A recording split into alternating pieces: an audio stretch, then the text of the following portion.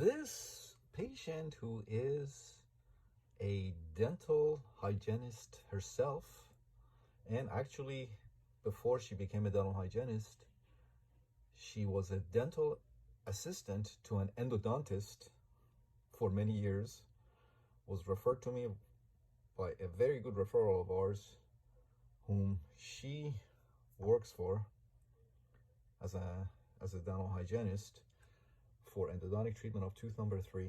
So tooth had a temporary crown on it.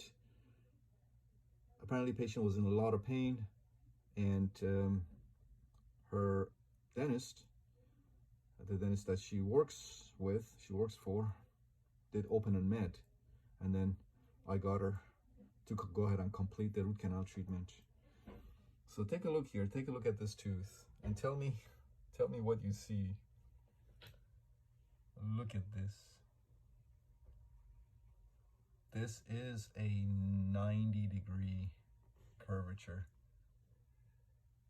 Look at this one here. This curvature is actually buccally inclined. So when you see a tooth like this, you can tell that it's coming towards you, towards the buccal, the curvature. So it's like this, but you need to turn it. All right, so this took me 2 appointments.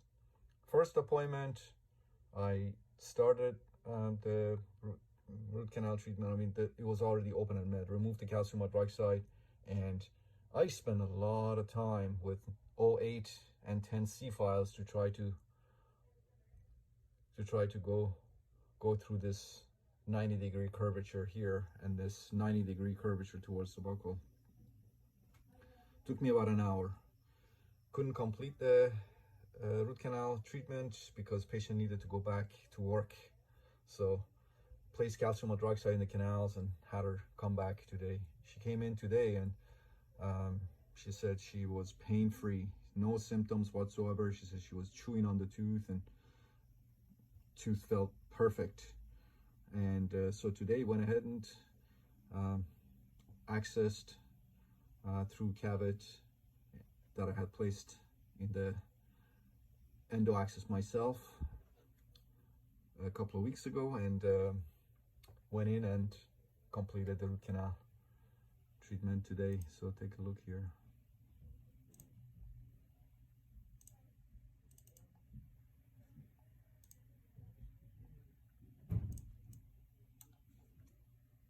Look at this beauty. Look at that 90-degree curvature there. Look at this curvature that's coming towards you.